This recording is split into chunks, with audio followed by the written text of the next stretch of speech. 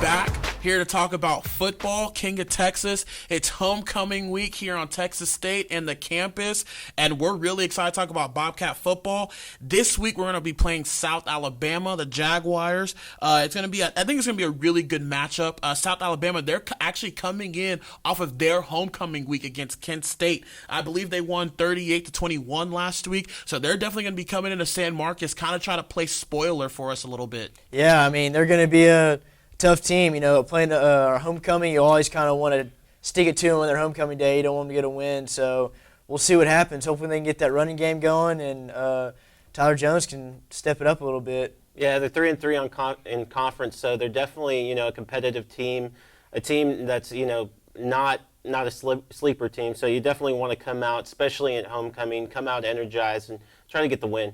Yeah, and a little bit about South Alabama is that they're a good running team as well. Last week they recorded a season-high 257 yards on the ground. They had junior running back Jay Jones and Chris Denham.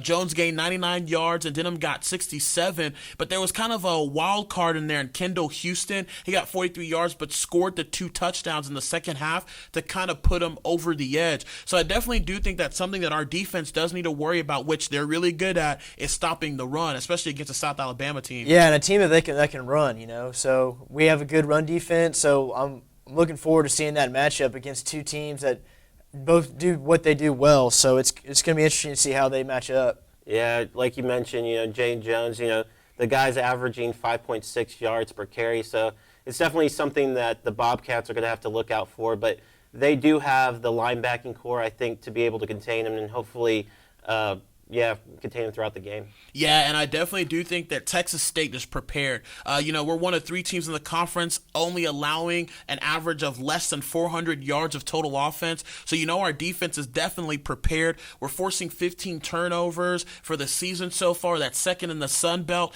And check this stat out. Opponents are only converting on 36.2% on third down conversions against the Bobcats this year. So what that tells me is that the defense is putting teams at third or long, or they're stopping them at third down. I think our defense is definitely going to have an advantage, especially this week. Yeah, definitely. I think if that stat you just said is amazing, because that's what you need to do is stop people on third down as a defense, and then you get them to punt and take it from there. That's what you look for when you're stopping good offense. Yeah, the ability for defense to stop, teams that are third down conversion, I think is crucial because, when a team is able to convert consistently on third downs, I think that's just so disheartening for the defense. Yeah. And I think when you're able to maintain that type of defense, and that excites, the team even more. So with that said, yeah, I think that's going to definitely be a very crucial part of the game. I definitely think that you're right. It just beats down a defense to know that you're so close to stopping them on third down and they get it and they convert it. That's just, it's kind of like, you're so disappointed. You're like, man, we could have just stopped them, got off the field, got our offense on there, and now you're still going. I just feel as an offensive or defensive player that it's just kind of deflating your energy level. And it definitely gives time for the defense to rest. When it's quick 3 and outs, the defense can regroup, rest, feel motivated for what they were able to do in stopping the team. So,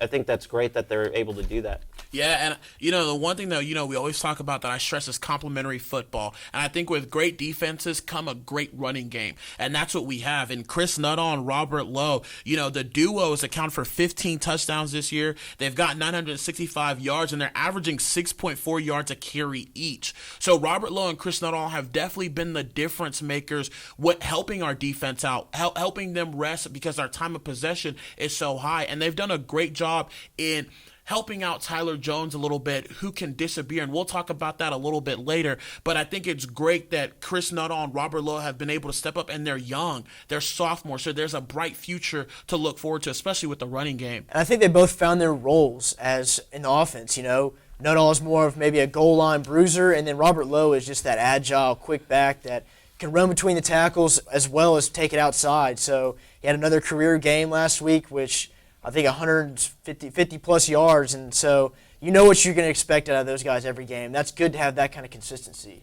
Yeah, when you have that type of running attack that produces that much, it just weakens the opposing defense because they're going to have to contain them. And those are bruising backs. I mean, they're coming in there, especially, Chris Nuttall, punishing. They want to get hit, I think. They get that. They feel that momentum. And when you're having guys like Robert Lowe, just swivel around you guys, I mean, it becomes really frustrating for opposing teams, I think. And the thing is they're getting, Robert Lowe's getting 25-plus carries a game, and Nuttall's getting 10-plus carries. So, they're getting a lot of opportunities to make plays. That's what they do well, is to run the ball well. Yeah, and Robert Lowe just continually impresses me. I always say it every week. You got to give the ball to him at least 20 times, we can have a chance to win. And he's done that. Last week you talked about another career best. He got 177 yards with the score. And, he talked to Sam Rebelke, another one of our reporters here on staff, and he said that he set a personal goal to rush for 1,000 yards this season. And with 5 games left in conference, Lowe's only 381 yards away from his goal. So I definitely think he's going to reach it, and he's definitely going to break that milestone of 1,000 yards rushing this year by a mile, I feel like. I feel like he needs to set him a little higher now. He's definitely overachieving. I think 1,500 yards is definitely achievable, and maybe 10-plus touchdowns. That's a really good goal to have that. 1,000 yards, I definitely think he'll exceed that. I think it just shows, as a sophomore, the confidence of the guy to be able to say, hey, I'm going to, this is my goal, 1,000 yards. It definitely shows the character of the guy that, wants to go out there and perform and put up such numbers. Well, in a feature piece that we did on him, I believe this earlier this week or it was last week, I can't really remember, but this was a 3-star recruit by rivals. He was getting recruited by Notre Dame, A&M, some of the bigger schools in the country, but he decided to stay at Texas State. He felt more comfortable here. He felt like he can do more here. And he said it himself. He says he wants to hit 200 yards in one game. So I definitely do think that he's going to start raising his standards a little bit. He's going to start aiming for more. And I if any guy can do it, he can do it, especially wearing that number 28. Kind of reminds you of a guy that's in Minnesota. Oh, yeah, Adrian Peterson, that guy.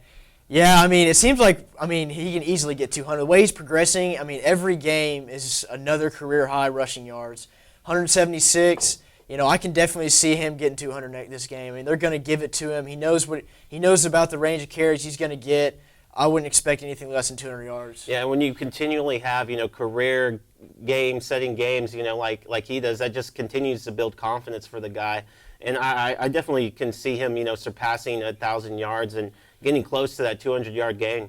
Yeah, I think he's definitely going to surpass that. I think he's a guy that I think he's a dark horse for Sun Belt Player, Offensive Player of the Year, if not Player of the Year. The things he's done and the ability to still stand out on a team that still kind of struggles a little bit. We're 4-3. You're only 2 wins away from being bowl eligible for the first time in school history. So definitely a person that definitely needs to get a lot of the accolades, a lot of the attentions is Robert Lowe. He's been consistent. He's been a mainstay on the offense and someone that Fran can lean on. Now, something that Fran hasn't been able to lean on is the quarterback play. He's got Tyler Jones now, who threw for I think 44 yards last game. He's only got 360 in the last 5 games or 4 games he started. He's definitely struggling. The run game is there. The defense is there. Where's Tyler Jones? I don't know. I think that Wyoming game just set the bar so high. People that saw that game, went that game, saw how well he performed. They're just expecting that same thing every week. He's a freshman, so he's going to have some inconsistencies, but he needs to pick it up.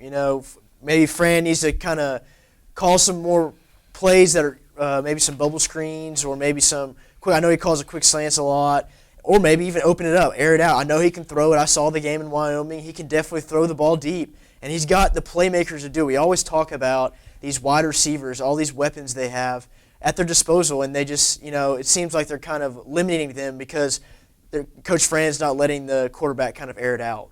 I think it's kind of mystifying, after the Wyoming game and seeing this guy, a freshman, just come in and take over the game like that and be such a dynamic playmaker.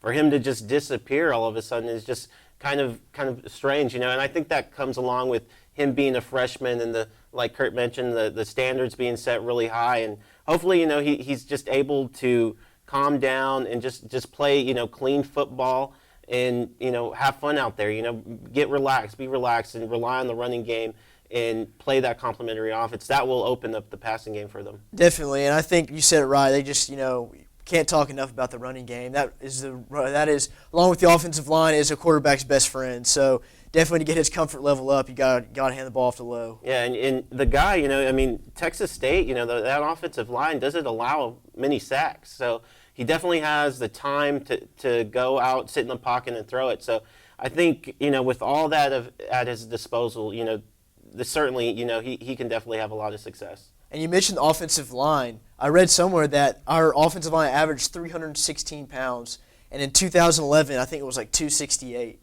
And having that big offensive line is, key because they don't, like Bert said, they're not allowing a lot of sacks, and that's definitely good for a young quarterback to keep his confidence level up. Yeah, and a thing about that is, and we're going to talk about the offensive line because I thought that was really interesting and the youth of them. But, one thing that I really want to harp on is the balance on offense. I think Coach Fran has got to start trusting Tyler Jones more. The screens, the quick slants, and then just going deep every once in a while and him airing it. Overthrowing the ball. You got to have confidence. Give him the intermediate routes. Give him the ins. Give him the outs. Give him the post corners. I know it's a lot of football jargon, but these are routes that Tyler Jones can throw. We saw him make it against Wyoming when he threw that nice fade in the back of the end zone to Ben Ija. So he definitely can throw the ball. And the thing about it is that the Bobcats on offense gained 314 total yards per game.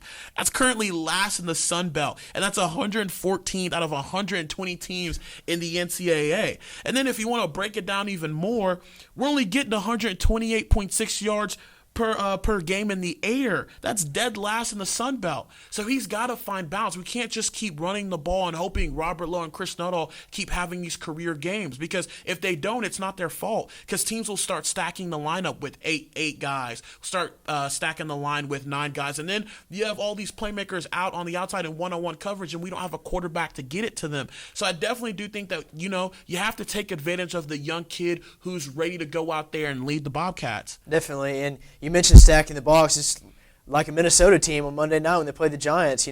That's all they were doing, was putting 9 guys in the box and just having their corners outside. And that's eventually what's going to happen if they don't start letting Tyler Jones kind of make those throws that are a little bit tougher, but he can make. I've seen him make those throws, and you just got to have confidence. And what I really hope that doesn't affect him is that when he got pulled in Monroe. Yeah. I'm always just kind of in the back of my mind, is like, was that really a good idea? I mean, young guy, doesn't have a lot of confidence, freshman.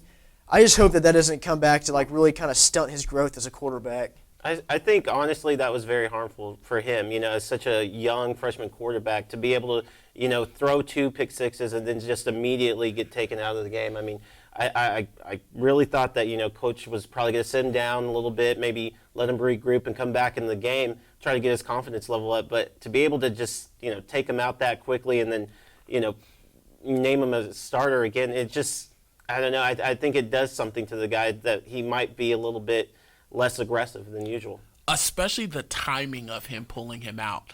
He threw the 2 pick sixes, and then he didn't pull him out after the second pick six. He pulled him out after David Mayo made a great interception inside the 10, and then you put in a new quarterback. Well, one, you're telling your freshman quarterback you probably can't score 10 yards out, and 2, we just don't have faith in you anymore, and that's going to harm the development and the growth, especially of a true freshman quarterback. But, one thing that's working for Tyler Jones is the run game, and it's that offensive line Kirk talked about. And I'm going to read you something here. They have 2 redshirt freshmen and 3 sophomores that have started this year already, so that's pretty good. And like Kirk said, the Bobcats are averaging 315 pounds per lineman. Only in the great state of Texas can you find young men like that. But in 2011, the group averaged 280 pounds. So that's a testament to what Coach Fran's been able to do in the weight room, grow young players, make them fit into their body, be on a good regiment. Now, with that said, we have a big offensive line. Let's use them. Let's throw the ball. Put them in pass protect. They're big guys. It's going to be hard for the pass rush to get through these big guys. So I think that our offensive line is an asset. It's something that we should be using more, and we definitely use it with the run game, because we ran the ball like 40-something times last game, I believe, or some ridiculous, crazy number like that. So, we definitely have the offensive line to do it. We have the running backs. Now it's just letting the quarterback grow, letting him develop, letting Tyler Jones be the playmaker that he can be. I said this last week. I'm going to say it again because I hope Coach Fran someday hears this. You need a playmaker at the quarterback position. The great ones are playmakers, and that's just the truth. Yeah, I mean, that's the college level. Your quarterback's got to be the athlete. Tyler Jones can run the ball. He's an athlete. He's got legs. He can make plays with his legs and his arm, and that's what a college quarterback, I think, is best needed for an offense, especially with the read option like the Bobcats run. Yeah, it's strange. You don't recruit a guy like Tyler Jones that is a dynamic playmaker, both with his arm and with his legs. 9 touchdowns in the state championship game. Yeah, I mean that's unheard of. That's incredible. Only in Texas, too. Yeah, and to be able to want to limit him, I mean, it doesn't make sense, on a recruitment level and on a coaching level. Because I mean, you have to, like Kurt says, that your quarterback has to be the athlete of the team, because that's really what revolutionizes the game. I mean, that's where you get the Oregons, where they're putting up 40 or some points a game. It's because they have that dynamic offense, that dynamic quarterback that can make those types of plays. That's how you get fans in the seat too. Win games, athletic quarterback, fun to watch, fun game to watch. Gets students to come, gets the crowd into the games. That's definitely something Texas State needs to work on as well. You saw that. I mean, after the Wyoming game, the energy, the fandom, here at Texas State, it was at an all-time high this year,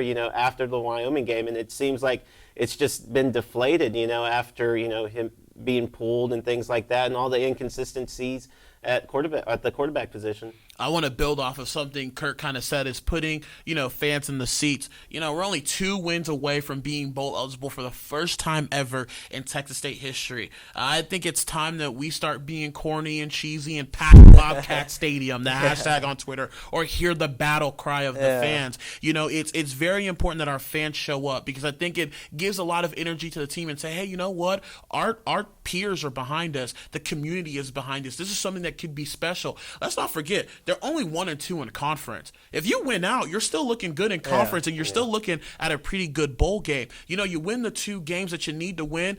If they can beat South Alabama and homecoming and whoever their next opponent is, I mean, you're sitting in a comfortable spot. You're bowl eligible. There's kind of a monkey off your back, and you can play the rest of these games, comfortable, and be able to do what you need to do in order to solidify your spot as a Texas school that's on the rise. Yeah, definitely, and a program that's on the rise, because everyone looks at Texas for, best football. And if Texas State's, the way Fran's recruiting, you mentioned the offensive line being bigger, I think that's a good recruiting sign too. So definitely think that things are good to come, or better things to come for Texas State. Yeah, I think that the fans are definitely crucial when it comes to the performance of the team. Like you mentioned, we're 1-2 in conference, and we're bowl eligible, and I think that perspective is lost. It seems it's been lost lately, that fans don't necessarily realize that, hey, we're still in it. We're still a competitive team. We want to go to a bowl. Those are our aspirations. I think we, as fans, have to maintain that type of aspirations, that, hey, we could still be successful here. And it's homecoming. Yeah. Show up for homecoming. Homecoming's fun. It's supposed to be exciting. You have soapbox derbies,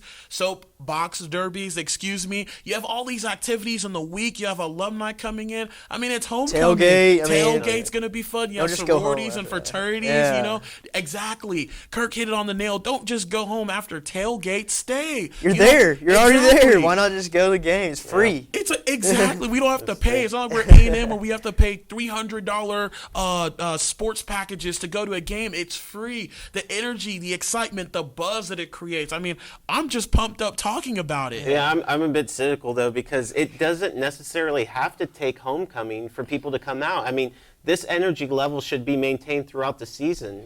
Whatever opponent they're playing. I think that the Bobcat fans should show up regardless, whether it's homecoming or, whether it's the last game of the season, and continue to maintain that energy. I mean, I've said this before, but, we're new to this, and it's something that we have to get used to. It's going to take time, so hopefully fans will realize that and come out and start packing up the stadium. Definitely. It's going to be a culture shock for Texas State, but I think we can get used to it a little bit. We like the culture shocks, so I think we'll be fine. But, last thing we got to do is take predictions.